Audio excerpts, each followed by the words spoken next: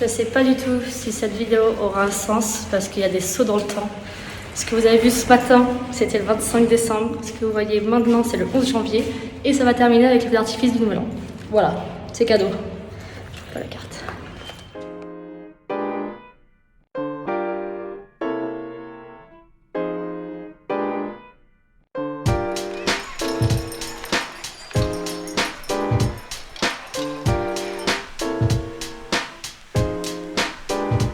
Alors ça va être le programme de notre journée. Nous on est ici. On va à un restaurant où il y a un brunch qui est par là. Et après en continuant il y a le Palais Royal, la pagode Silver. Et on va tout remonter le long du Mekong pour arriver à Wat Phom. Et après revenir par le marché central et à la maison. Ça y est, on vient enfin de sortir de la chambre d'hôtel. On va aller faire un petit brunch à Phnom Penh. Un peu dur le réveil quand même, hein.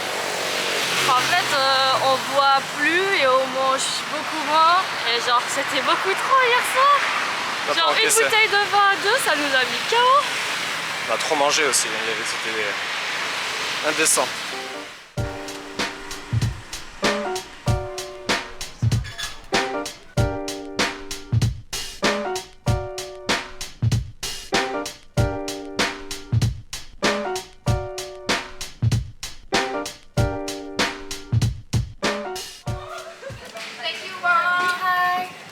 Wow, c'était tellement bon. On a encore mal au ventre du coup. Ça n'a aucun sens. Mais c'était très bon. Yes. Un petit brunch de Noël. Et maintenant, on va un peu se bouger. Parce que là, on fait que manger. On va aller visiter... Je sais pas, on va passer devant les monuments. Qu'est-ce que c'est ? Les attractions culturelles de Phnom Penh. Et vu que c'est que des trucs payants, on va juste regarder voilà, d'extérieur. Et voilà. Pas très clair.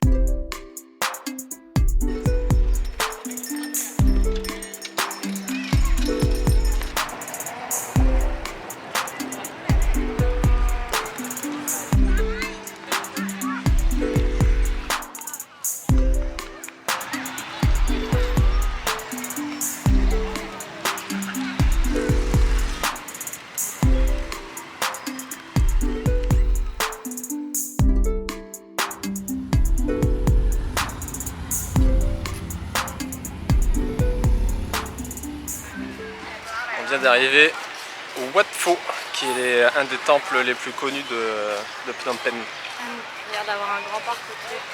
Et ça, on a la chance, on a croisé des oiseaux cool. Ah oui, c'était là où il y avait le toucan, Ouais. le perroquet, je sais pas quoi. Un perroquet avec un truc sur la tête. À boire.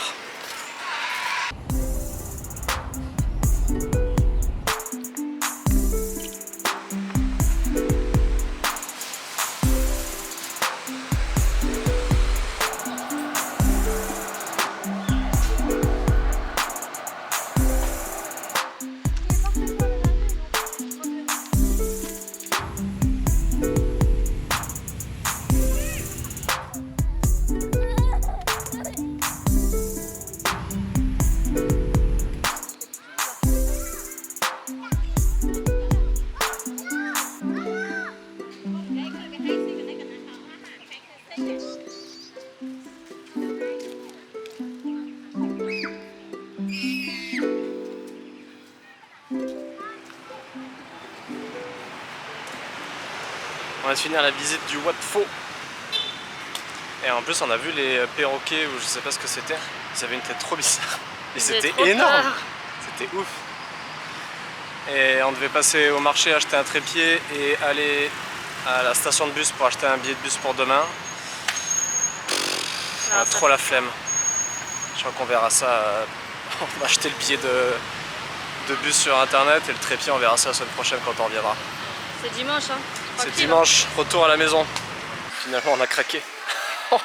On vient d'acheter le nôtre trépied. Et c'est vraiment parce qu'on passait devant. Hein. Oh là là, on est vraiment les pires. Oh, il fait chaud et ça pue. Et retour à la maison.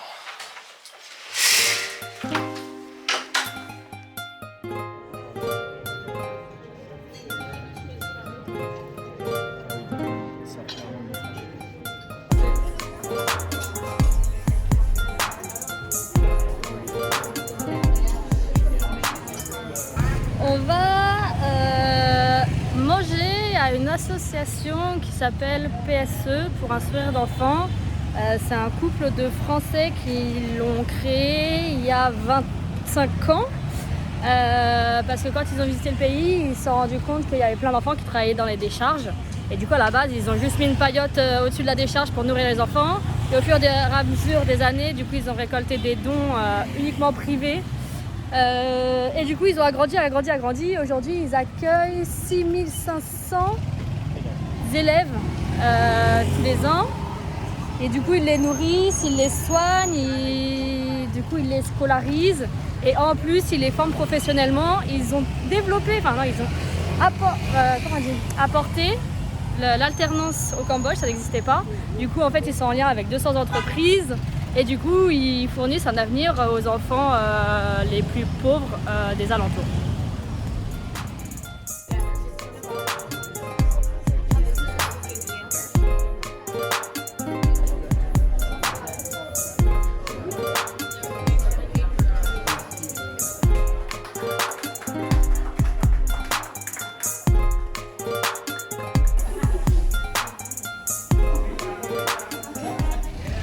On vient de sortir de l'assaut, en vrai c'était ouf, c'est dingue. C'est impressionnant. C'est immense, il y a 3 campus, on pouvait rien filmer parce que du coup, pour le respect des enfants, etc., tu peux pas filmer à l'intérieur. Mais du coup, je vous invite quand même à regarder le film documentaire Les Pépites qui retrace en fait la création de cette association. Et franchement, c'est ouf. Ils emploient 600 personnes tellement ça a grandi. Et il pleut. Et le repas aussi trop bien, bref, c'était trop cool.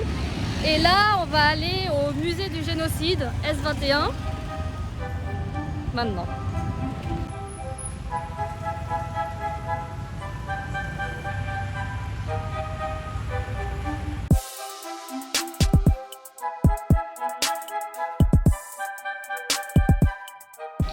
On rentre du musée du génocide, qui est un des trucs primordiaux à faire à Phnom Penh.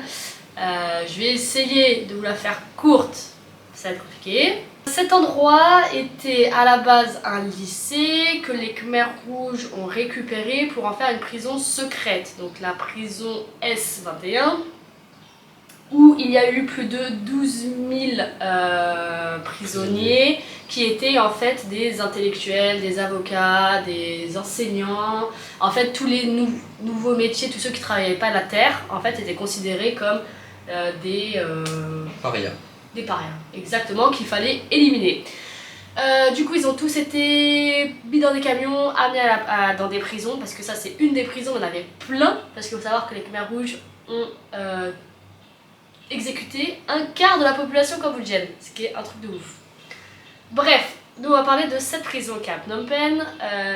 Du coup, quand tu fais la visite et tu fais le tour de tous les bâtiments, tu as 4 grands bâtiments principaux où il y avait des salles de torture, des cellules plus ou moins petites, et du coup ça retrace toutes les atrocités qui étaient faites dans cette prison. C'est pour faire en gros, ils étaient tous enchaînés sur une barre tout le temps, ils étaient dans les cellules, à part quand ils étaient sortis de là pour être torturés jusqu'à 3 fois par jour, pour qu'ils admettent et qu'ils avouent des trucs qu'ils n'ont jamais fait et qui n'ont aucun sens. Juste comme ça, ils écrivaient, ils avaient des écrits, les Khmers rouges, ils écrivaient, une fois qu'ils avaient ça, ils prenaient le mec, ils le tuaient. C'est ça. Donc voilà, c'est un truc à faire pour comprendre l'histoire, parce qu'en soi ça s'est passé en 1975. Dans les années 70. Donc il n'y a pas très longtemps. 3 ans. Ouais. Donc il y a 40 ans. C'est très récent. Et le truc, il n'y a pas d'autres trucs qu'on voulait dire. Ah oui, si ça vous intéresse d'en savoir plus et que vous ne pouvez pas venir au Cambodge, il y a un film très bien qui est sur Netflix qui est D'abord ils ont tué mon père. Ouais. Et en vrai on l'a regardé Et quand on a écouté les témoignages aujourd'hui, ça retraçait exactement pareil. Ce qui est assez impressionnant et perturbant, c'est que dans quasiment toutes les salles, en fait, il y a des énormes panneaux avec les photos individuelles de chaque personne. Quand ils arrivent au camp, en fait, ils se faisaient photographier. Et après, on leur mettait juste un numéro, ils perdaient leur nom et tout. Et vraiment, il y a des milliers de portraits. Et il y a plein de familles en fait, qui sont venues, qui viennent au musée pour essayer de retrouver leur père, leur mère, leurs cousins. Et le truc le plus bizarre, c'est qu'à la fin, quand tu as fait le tour, que ça fait 1h30 que tu as l'audioguide dans les oreilles qui te raconte tous ces trucs plus horribles les uns que les autres, et ben, juste à la fin, il y a 2 petits messieurs sous des tentes. Ouais. Et en fait, on a compris que c'était les 2 derniers survivants. Parce que sur les 12 000 prisonniers, il n'y a eu que 7 rescapés à la toute fin. Et c'était des personnes qui en fait étaient utiles. Je crois qu'il y avait un mécano, il y avait 2 peintres qui peignaient la propagande. Enfin, c'était des gens utiles du coup qui n'étaient pas traités aussi mal que les autres, mais qui ont quand même subi les tortures. Et aujourd'hui, il n'y a que 2 survivants. Et les 2, ils sont tous les jours dans la prison. Mais ça, c'était bizarre. On n'a pas compris. Enfin vraiment on marchait normal en mode on retient notre audioguide, on va pour s'en aller. Et là on voit un petit monsieur à gauche et sur les photos en mode marqué survivant. Je me dis, il ressemble au mec de la photo tu vois. Et à droite il y avait un monsieur mais vraiment vieux, mais pas si vieux parce qu'il a quand même 70 ans, mais pas dans un très bon état, assis sur une chaise. Et là il y a une dame qui dit en anglais, qui nous montre sur la photo, c'est un survivant, c'est un survivant. Et on était tellement pas prêt à ça et on a trouvé ça tellement absurde et chelou que juste on a marché. Et après on s'est dit bah attends, il y a vraiment 2 survivants. Du coup j'ai regardé sur internet en effet, et donc les 2 survivants ils sont là tous les jours pour raconter et passer le mot et faire en sorte que ça se reproduise plus jamais. Mais les mecs ils ont vécu 1 an et demi dans la prison, ils ont vu les pires trucs au monde. Et ils sont bloqués là tous les jours. Et tous les jours ils sont là. Et après du coup on a discuté et c'est vrai qu'à mon avis tu sors de là, ta vie elle est foutue, je pense que psychologiquement tu peux pas te relever, donc à part rester là-dedans et en faire quelque chose, parce que là le mec, je crois ils vont lui arracher ses dents, il a été torturé, sa femme elle a été tuée, ses enfants aussi sont morts de faim dans les cellules en dessous, enfin les tortures en vrai c'est des tortures de fou, hein. En mode, qu'est-ce qu'il y avait là, les noyades, avec les limaces, ils mettaient des limaces dans les parties génitales des femmes, ils étaient pas nourris, ils étaient jamais douchés, enfin vraiment il y a tout pour retirer toute humanité dans cet endroit, c'est... Voilà. Il n'y avait pas le droit de filmer, j'ai juste pris 2-3 vidéos pour illustrer ce que je dis, mais voilà, il faut venir le voir.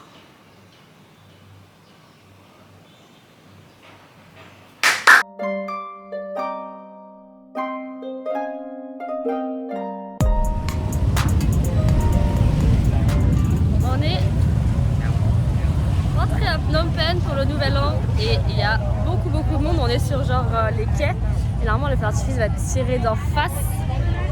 Etienne est complètement malade mais on est quand même sorti pour faire l'effort, on va attendre le feu d'artifice. On s'attendait pas du tout à ce qu'il y ait autant de monde